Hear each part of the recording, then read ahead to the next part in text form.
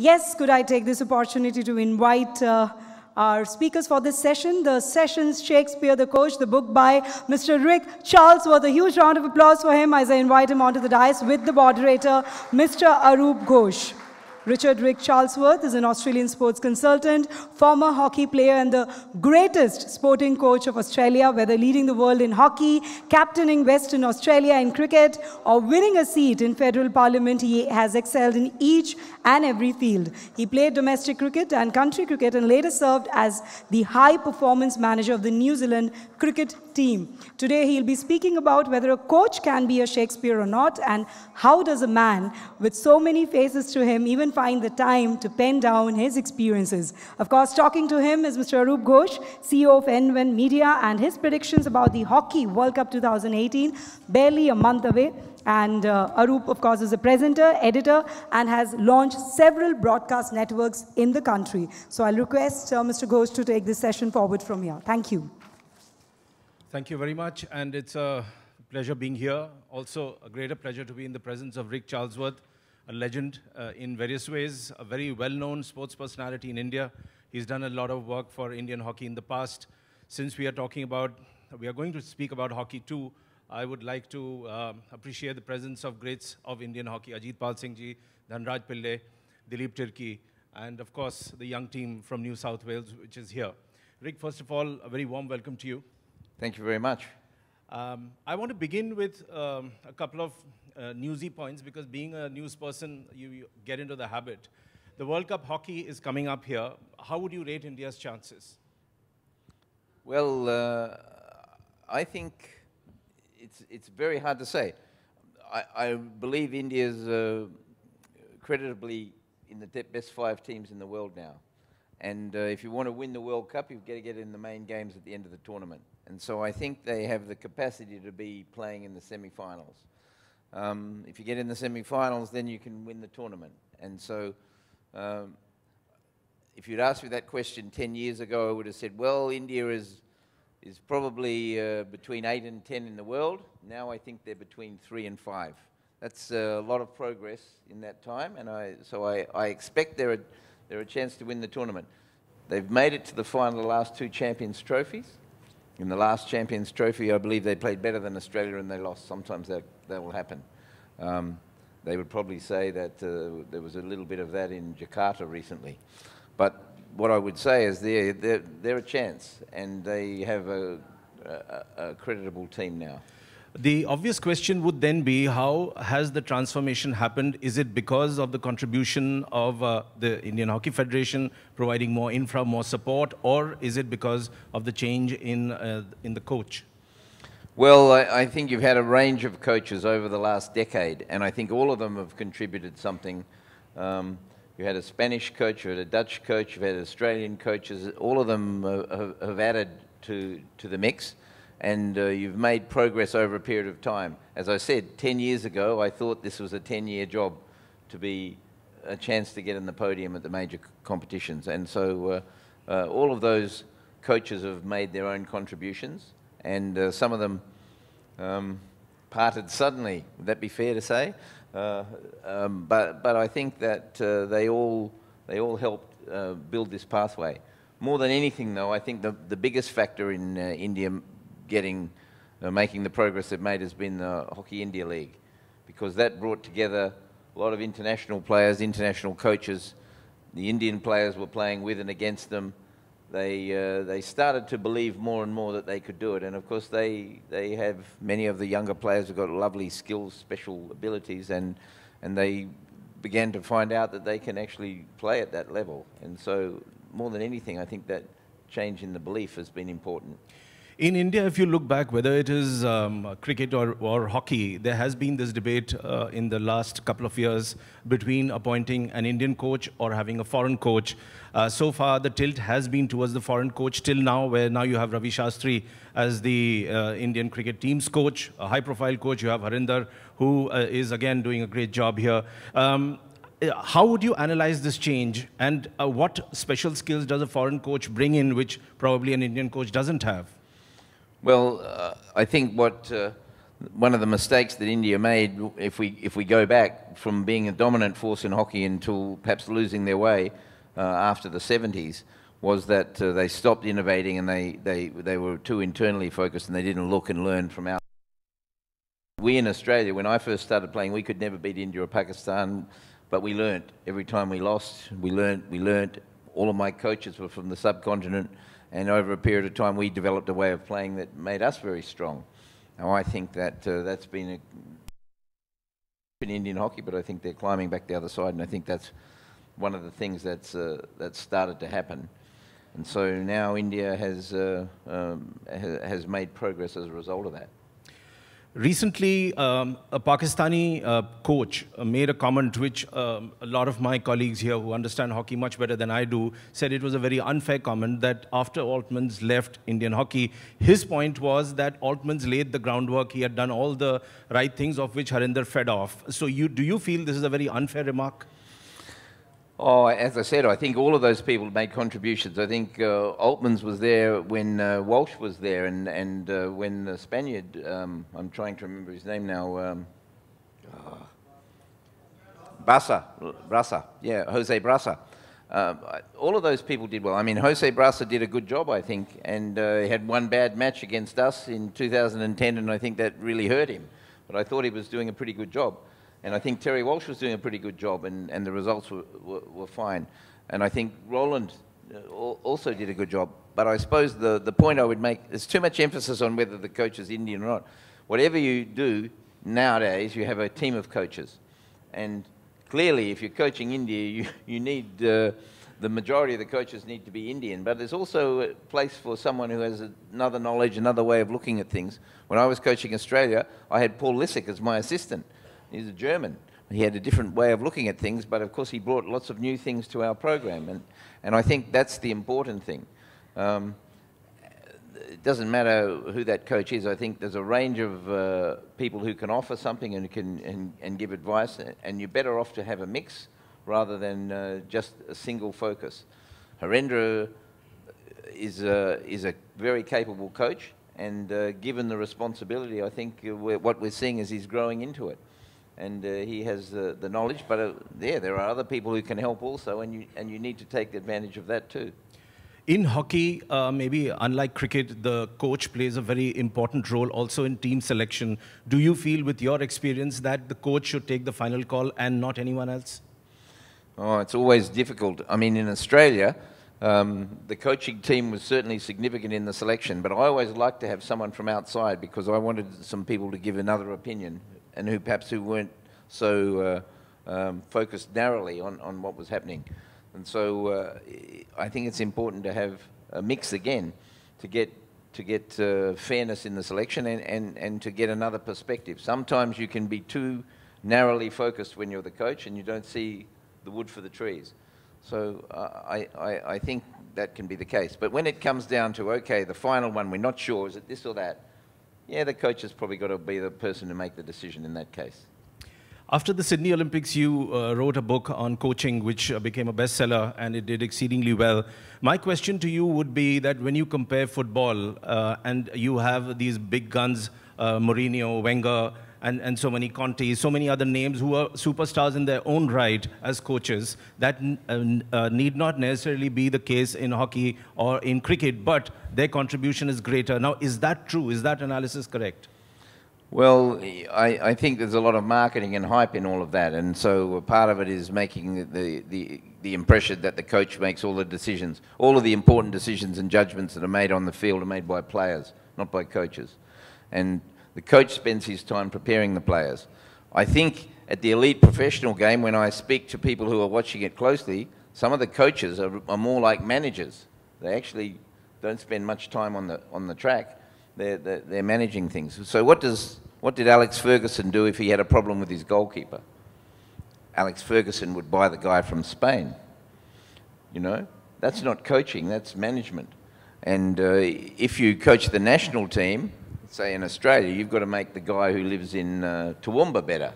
You can't buy the guy from Spain or from some other country. The real stuff of coaching is about trying to add value to the players that you actually have.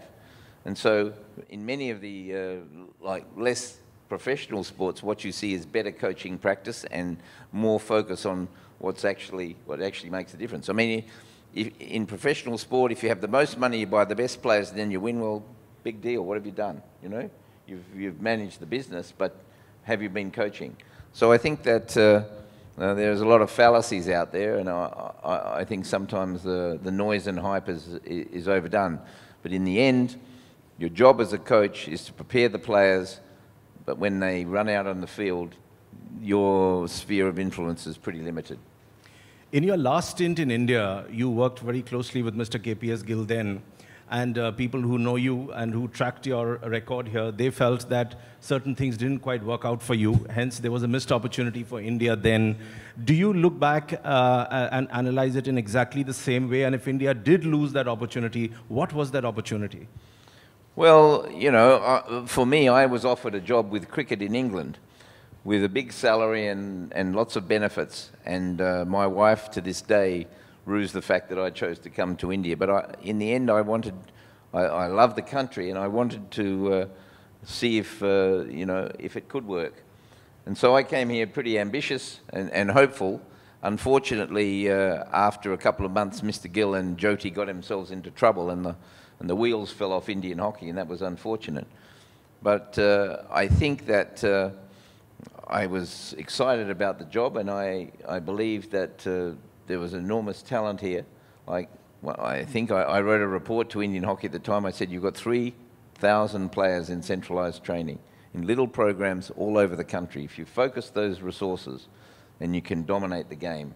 And I still believe that. I think India has massive resources, terrific players. The game still has a place here. And it's a game in which the focus is on speed, skill, agility, and guile. They're all things that the Indians can bring to the game that makes it special. One of India's greatest hockey players recently, Sardar Singh, he gave up the game. He won't play for India again. And there are divergent viewpoints. Many feel that he still is one of the best guys in the midfield, supremely fit.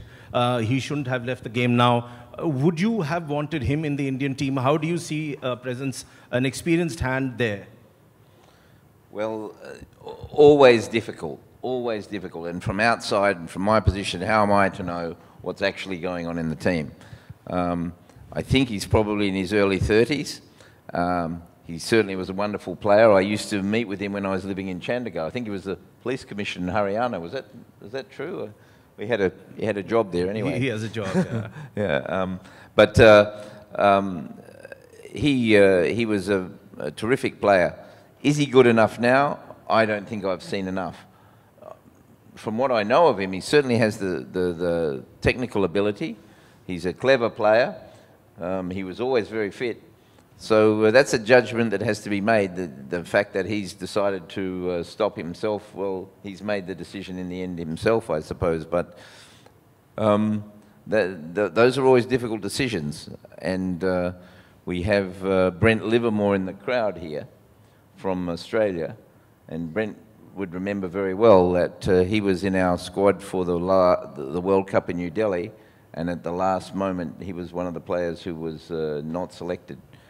One of the most difficult decisions I ever had to make as a coach.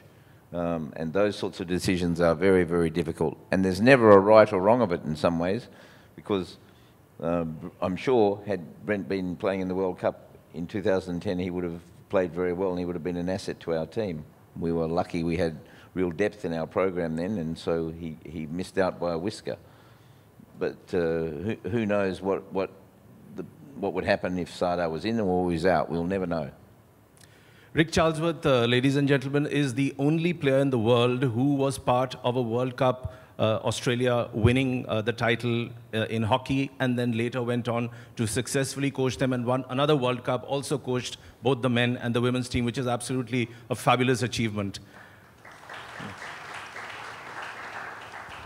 My related question to you, Rick, is that while having a chat around lunch, I asked you whether, like you coached the New Zealand team also, and you were there as a high-performance coach. Between hockey and cricket, cricket probably is the more lucrative sport, but you chose hockey. Why is that? A very bad decision, clearly. Well, no, in the end I was a young boy who grew up in Perth, and I played cricket in the summer and I played hockey in the winter, as you could do. And in the 70s that was possible, that was what you did. And I loved to play sport. And it was possible to play at a high level in both sports back then. It's not possible now. The demands are too great and the season goes all year round. My friends in cricket used to go off to play in England during the winter, and I would stay in Australia and play hockey. In the end, I think I loved hockey more, and I spent much more time doing it. And so that's the way I went in the end. But yeah, I loved to play cricket. It was a terrific experience, and indeed at the airport I ran into Jeff Thompson. I opened the batting against Jeff Thompson. It was a scary experience, I can tell you. And you faced Michael Holding also at a point? Michael Holding, Andy Roberts, Malcolm Marshall, you name it. And indeed, Dennis Lillee was playing in our team. But Jeff Thompson was the most fearsome. He was unpredictable. You didn't know what you were going to get. Did he sledge you?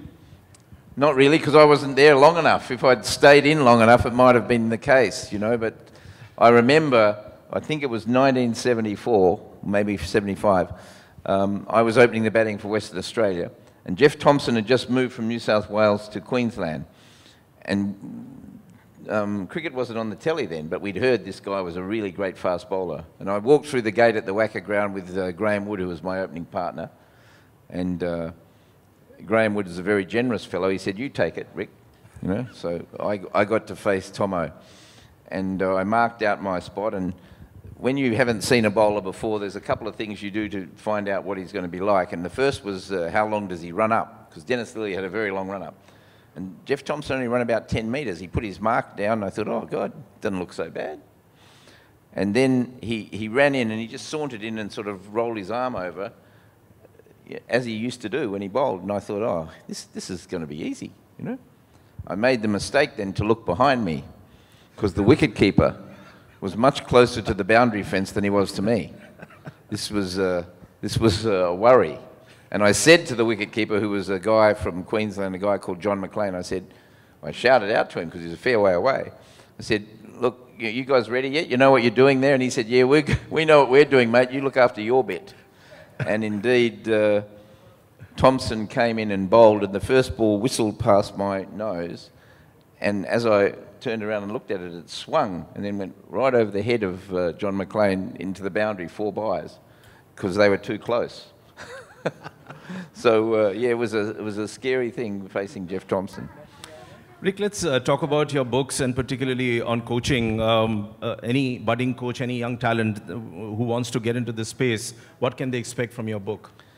Well, I've just been at a coaching conference in Singapore, and a couple of guys there from the United States, one of them said to me, "Well, this is the best book on coaching I've ever read." It was a really great compliment, I must say. But The Coach sold really well, that book that I wrote after the Sydney Olympics. And indeed, more than anything, what I wanted is to write a record for the team of what we'd done, because it was a special period. But as I got into it, I thought there's a lot of stuff to write about here. It was a little bit autobiographical. It was the story of the team, but it's also philosophical about coaching. And my books aren't technical about coaching. You know, you stand here, you do this, that. It's about what's going on in people's heads. And after that, I wrote a book called Shakespeare, the Coach. And then I wrote Staying at the Top, which was the business primer. And then after I finished coaching in 2014, after the last World Cup, I wrote my new book called World's Best, which is perhaps a bit presumptuous, but it's about how you go about being really good at whatever you're doing.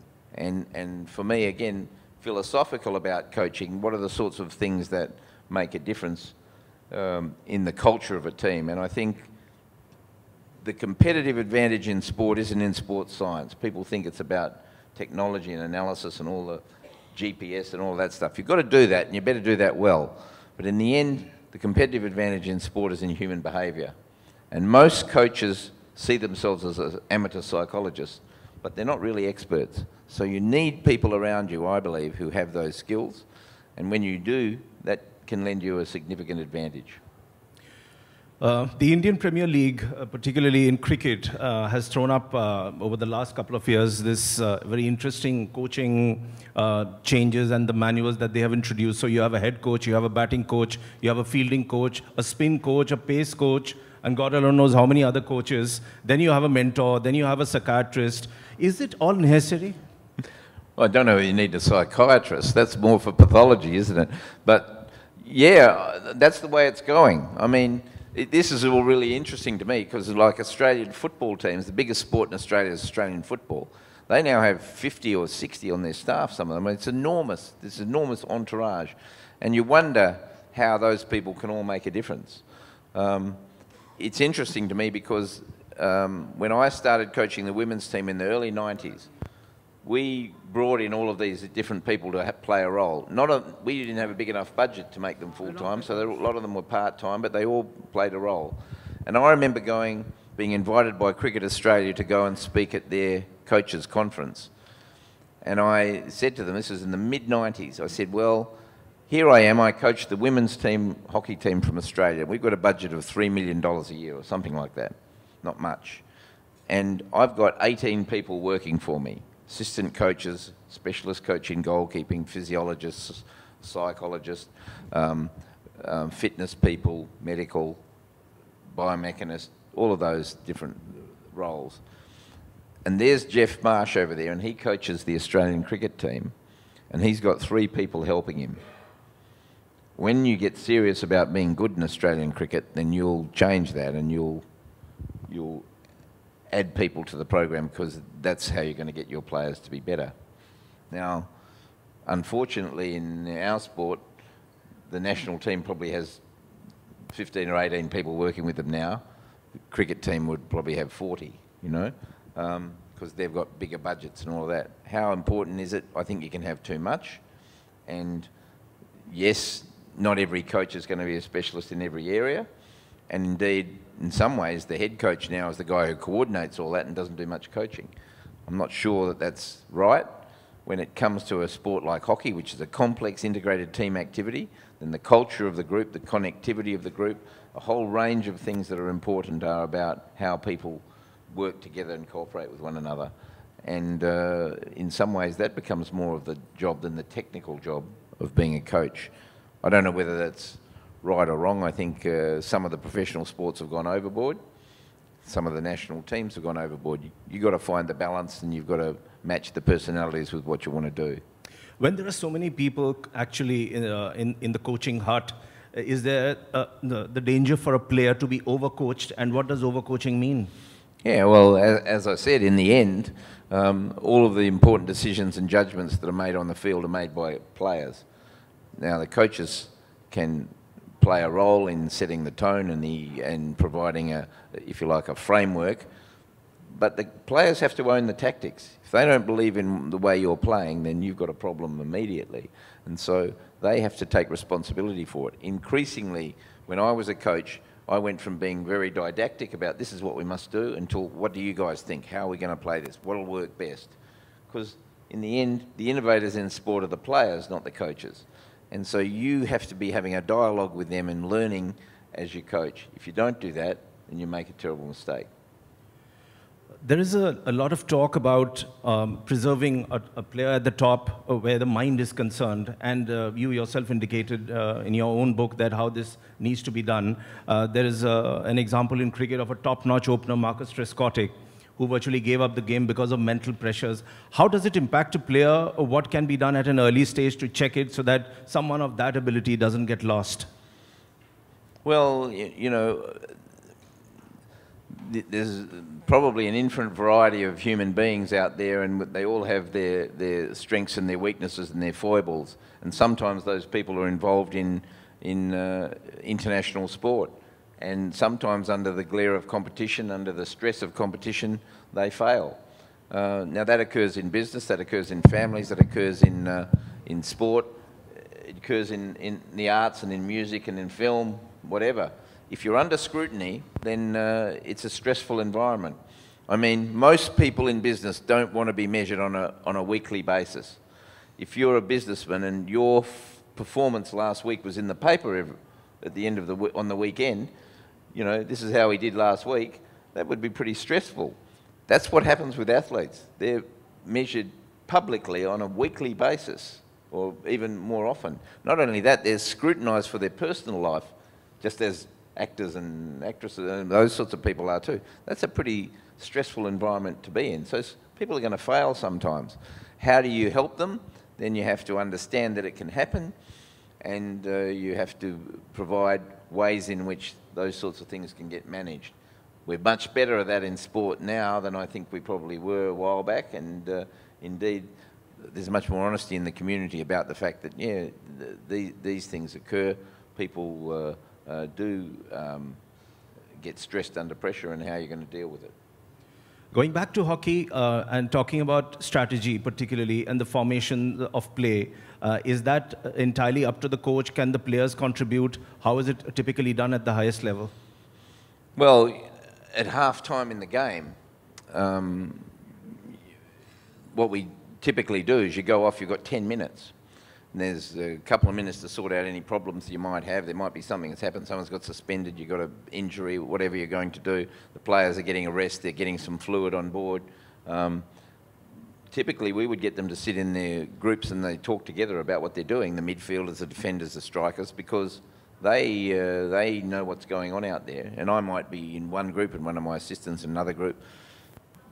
You get back and you get the group together, you've got 2 minutes left.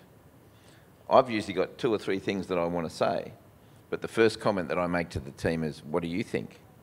Because if they've got in their mind the same things that I've got, then I needn't even say it. But generally they'll say, yeah, this or that or the other, and I'll be able to say, yeah, okay, and I believe this and this. And then you're back on the field. And I think that's how it works. When it comes to devising strategy over time, then it can be a hard thing to do. And sometimes the players are, will disagree. For instance, when I started coaching the men's team in 2009, I wanted to play a pressing game. Most of the players in the team who played in Europe said, no, we want to play half court. That's what we do in our clubs. So here we've got, a paradox. Coach wants to press, the players are used to playing half court. What are you going to do? Sometimes you do one and the other perhaps, but I wanted to be much more aggressive in our pressing. And you've got to win that argument. Usually when you start off as a coach, you've got a honeymoon period and people will believe you. And so I convinced them that we should do it, and we were doing it. And we played a tournament in Melbourne, and I got a guy from the Australian Institute of Sport to come down, and he set up lasers all around the field, and so we were able to measure each of the teams. Now, you know what your own team's doing, how hard they're working physically, because you've got GPS, but the other teams don't tend to share their GPS information with you. In fact, they're quite protective of it. But we were able to measure all the teams that were playing in the tournament.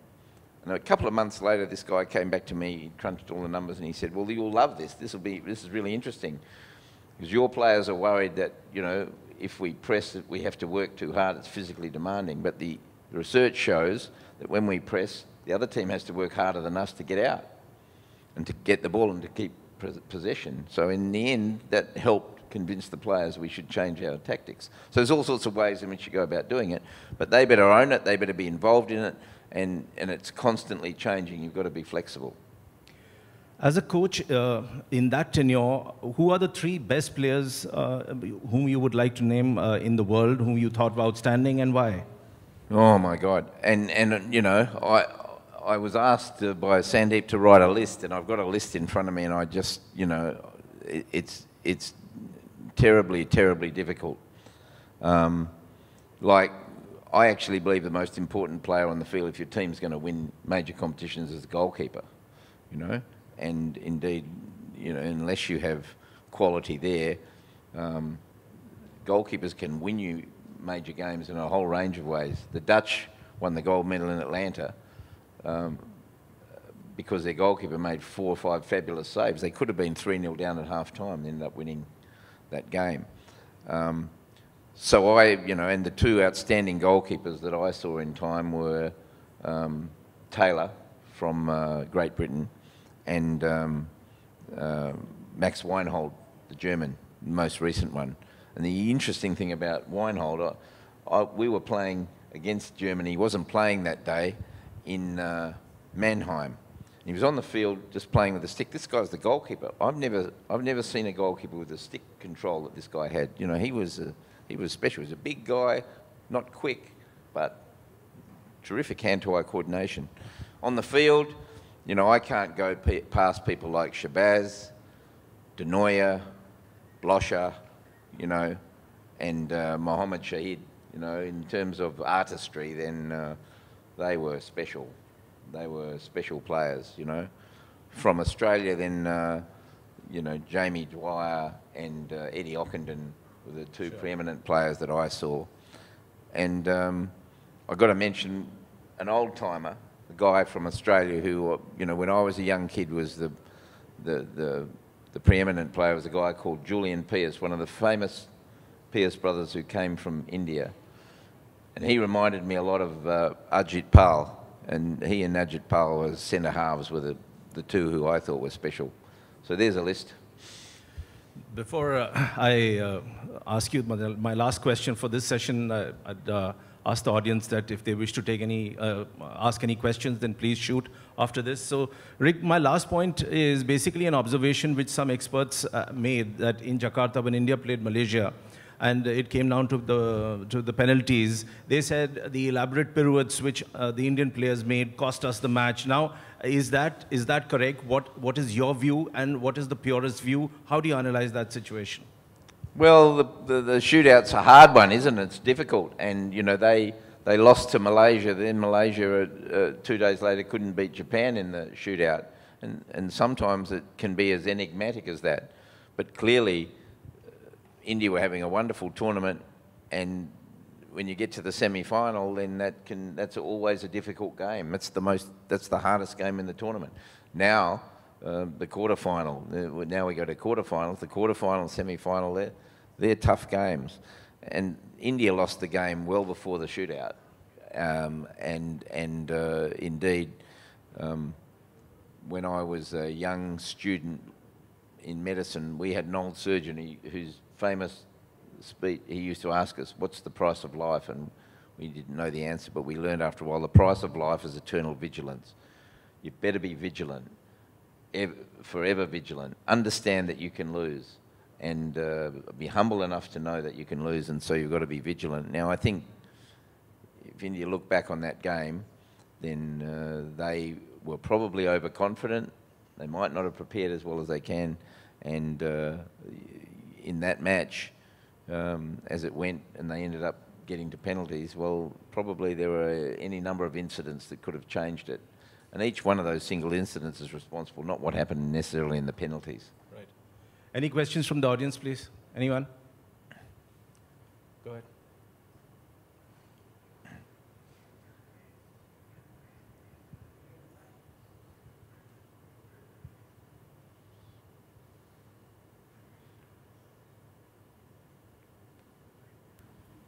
Hi, Rick. My question is around the new formats that are being introduced into hockey, hockey fives and hockey nines. Many people believe that it's going to kill the sport. And as we speak, the FIH Congress in New Delhi is going on.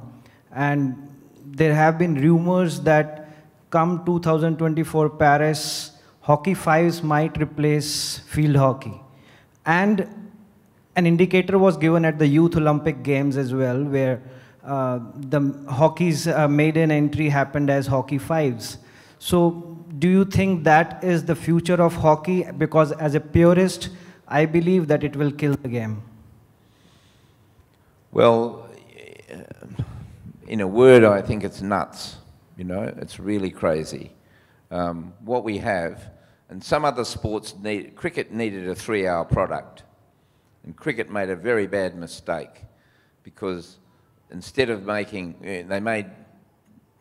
they kept the same rules and they went for a 3-hour product. And in 20 overs, it's damned hard to get 10 people out. So they changed the risk-reward that were part of the game, and they developed this other game. And a lot of the skills that were traditionally in cricket have now gone. I think that's a terrible mistake. If 2020 was 5 out, all out, it would be a much better game, and cricket would make some sense, and you'd know how to coach the thing. In hockey, we've got a product that goes for an hour and a half. the game is better than it's ever been. I think the rules have improved it remarkably. It flows, there's terrific skill, there's capacity to score goals. There's some things I would fix, bits and pieces, you know. The overhead, we still don't understand what's happening, the free hit round the circle.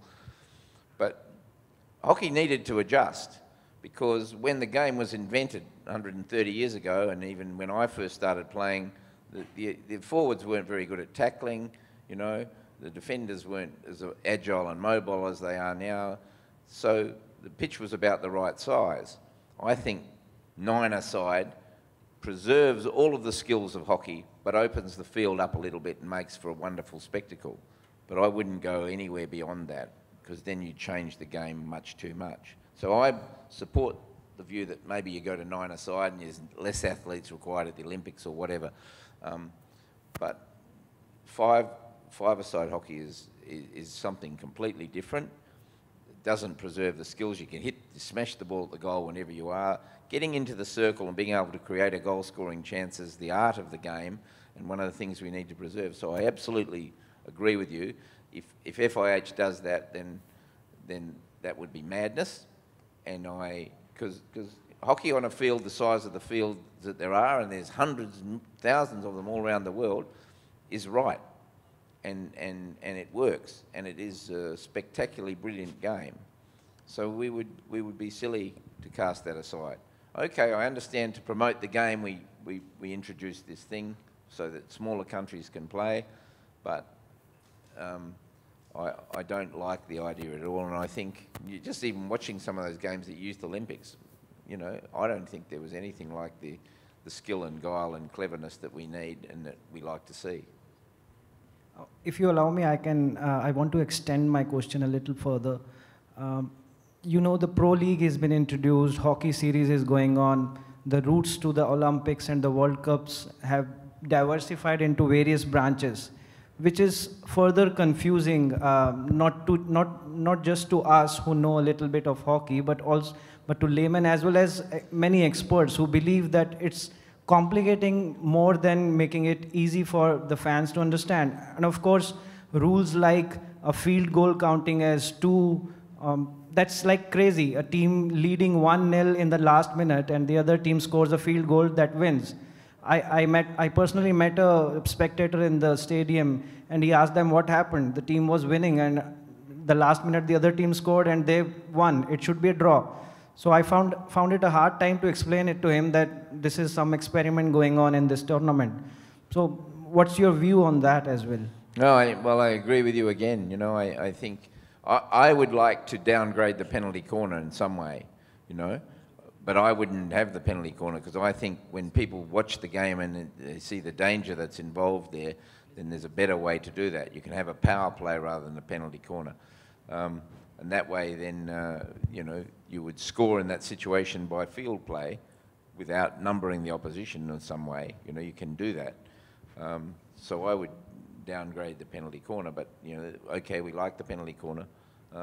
Some of the rules are crazy. In the Australian League, they had a rule where if you score a field goal, you also get a one-on-one. So you can get 3 points for scoring a goal. It's even more stupid, you know. So, yeah, we have to be wary of tinkering with some of these things. It's okay for it to stay as it is. I'm not just a conservation, you know, for conserving and staying the same. I'm progressive, but I think that some of the things that they're talking about doing are counterproductive. Please go ahead. My name is Mahika. So I'm to ask you that what is the most difficult decision you have to make for your team? Can you please give me an example? Whoa, what a hard question. This is the toughest question.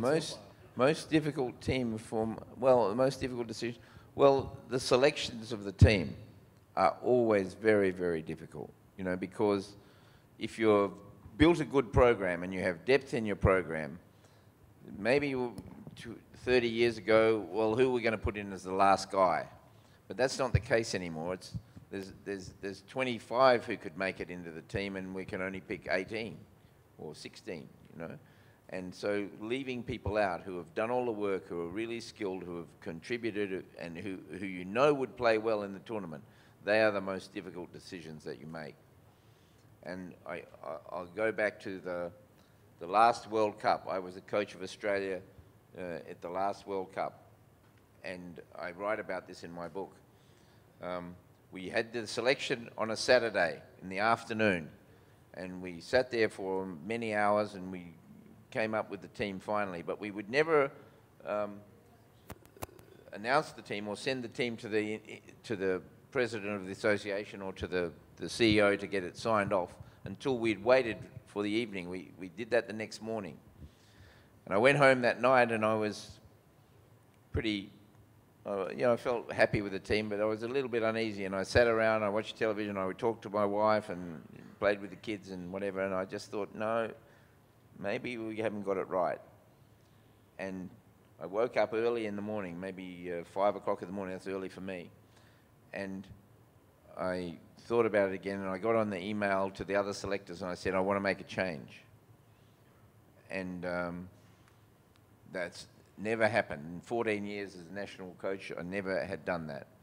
And we got together the next morning and we made a change, we agreed on it, and that was a very hard decision, because one boy who had been in the team was then out of it. He wouldn't know to this day, no one, only the selectors who were there that day know what we actually did, but it was a very significant change. Then we got to the tournament. You were allowed 18 players in the tournament, and 2 days before the tournament we had injuries. One boy got hit in England on the leg and he had a fracture, and we did the MRI and it showed it. And then the last practice match we were playing against Germany, another guy got injured, and so we had to make 2 changes the day before the tournament started.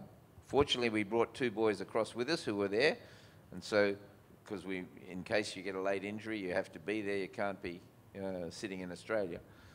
So those 2 decisions, they were very difficult.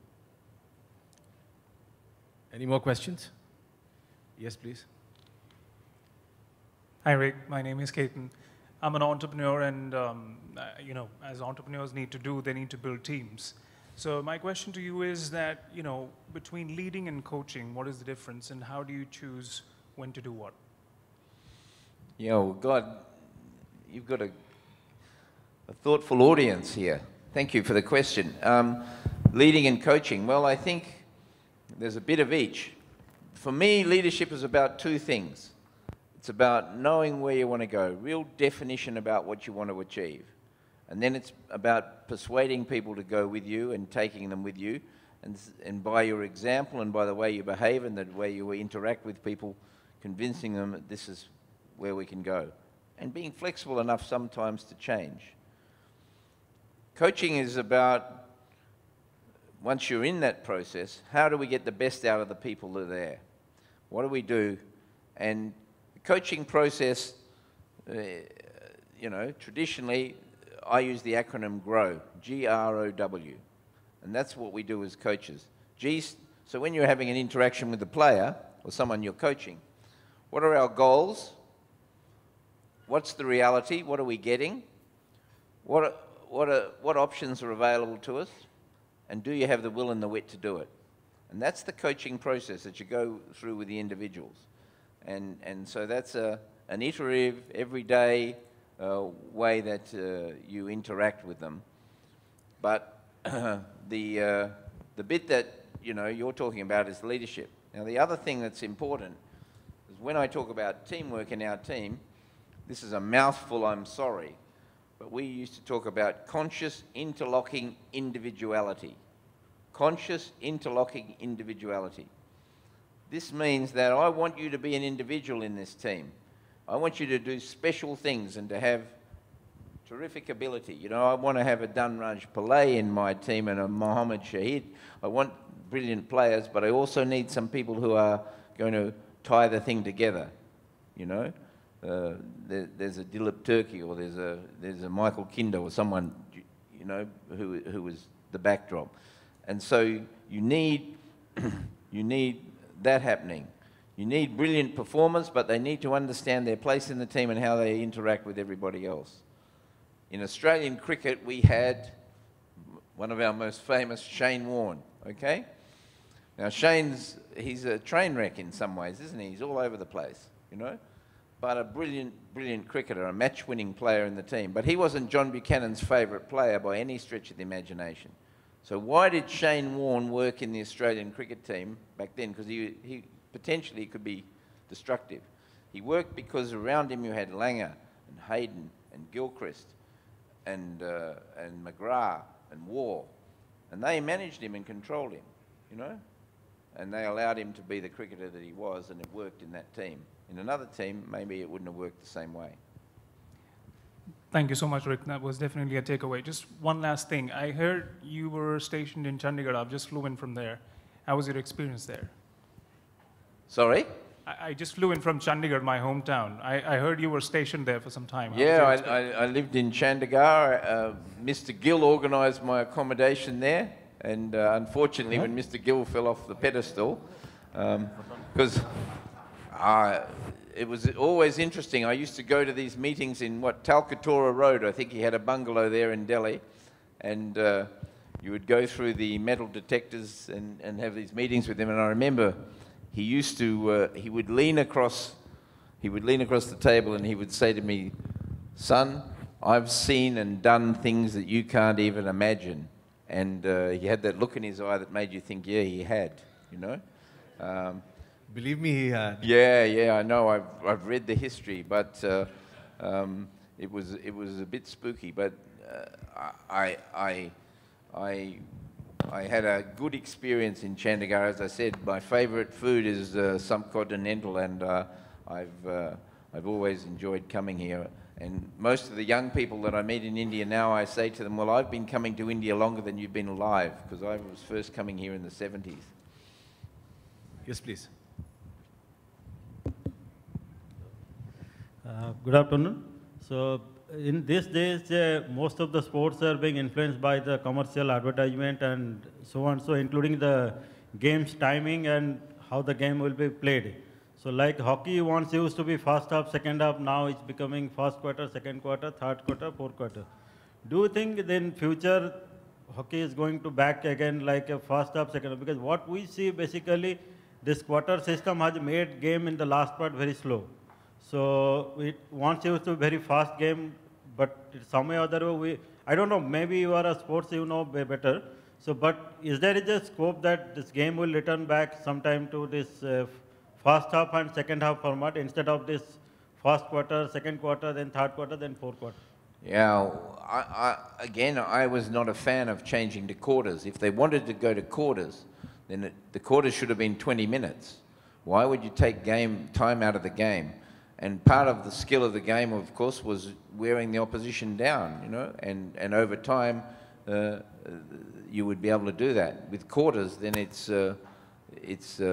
the game is less testing, and indeed with less good players you can get a result. So I'm not a fan of that change. I know that you know, it's better for the advertisements or better for the media, and okay, I understand that, but I would have gone for 20 minutes. We have the corner in hockey, you see, and if you want to put advertisements in the game, then they're the perfect example of an opportunity for, you know, you can run a 30-second advert while they're getting ready for the corner. Okay, now time only for 2 quick questions, please. Good afternoon, Rick. Welcome to my city, Bhubaneswar. My question basically is something maybe slightly personal. Had you not been a coach, and I know you are a very passionate and a very experienced and a very good coach, what would you have been? And you know, what would you have played, or what exactly would I have been? Yeah, well, I've been very lucky. I had a range of different careers, and I think for young people, the young people in the audience even today, the future is going to be one of training and retraining and going from one career to another. And my experience has been a little bit like that. But I trained in medicine, played sport. I worked in medicine and I decided I didn't want to work in general practice, so I was going to do some more study.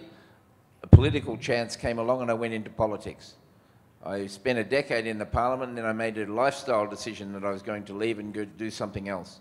My plan was to go back and practice medicine. So I fell into coaching completely accidentally. It was never my idea that I would go there.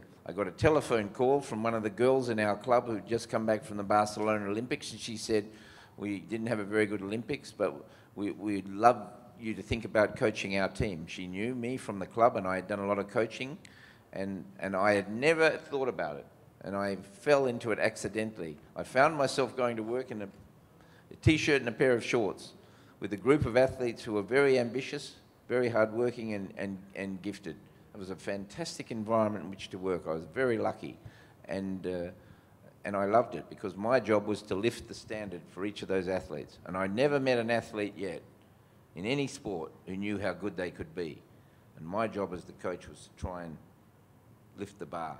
And so it was a great place to work, and I've loved it ever since. Now, I've done some other things since. I've written books and whatever, but coaching has been the most satisfying thing I've done in my life. Go ahead, quickly, please. Okay. Well, I've joined the session midway because I'm coming directly from the airport. So I don't know if you have already talked about this. If you haven't, how do you look forward to the World Cup here? Who do you think are going to be the favorites, and how do you rate India's chances in the World Cup? Yeah, and I got asked this question right at the beginning, but I ducked around it and I didn't actually make a prediction, did I? So maybe I should. If you would ask me who's going to win the World Cup, then my feeling is that the most likely winners will come from 3 countries, and that is the Netherlands, Belgium, and Australia. Now, I haven't put in Argentina there because maybe you know, that'll depend on their corner. But I said that's the most likely winner. My expectation is also that India can win a medal. Last question, please. Yeah, good afternoon, Rick. Thank you so much for the wonderful gift to me. We all know as a legend of hockey in the world hockey, as a player, as a coach too now. I would like to know what are your strengths in the techniques of hockey, or speed skills of hockey, or a game plan in a competition or a match, or in the defense part, or in the offense part. Thank you. Yeah, well, I was, in some ways, as a hockey player, not the best at anything, but I was probably the best all-rounder. In some ways, I played, I don't know, 220 matches. That was the most. I was the first person in Australia to play 200 matches, you know. Now they play 300, and soon they'll be playing 400. So I played 220 matches, and I scored 85 goals. So I scored a few goals. I played in the midfield. I thought of myself as a playmaker, but I also was quite a good defender. I tried to be an all-rounder. I wanted to have a game that covered all of the bases, and so that was what the game was for me. I thought it was the most interesting to be in the midfield because you could. In terms of coaching, you had a hand on everything. As a coach, then my view was that I wanted a team that was completely flexible with undifferentiated players. People had to be able to defend and attack all together. And so we played a very aggressive game when I was coach, always pressing, forcing errors, trying to get... Hockey's simple. You get the ball, you keep the ball, you try to get penetration, you make a goal shot. If you lose the ball, you try and get it back again. Keep it, try and get penetration, make a goal shot. Okay, we'll wind it up here. Rick Charlesworth, thank you very much for being here at the Ekamra Sports Literary Festival. Pleasure talking to you, and all the best. Thank you.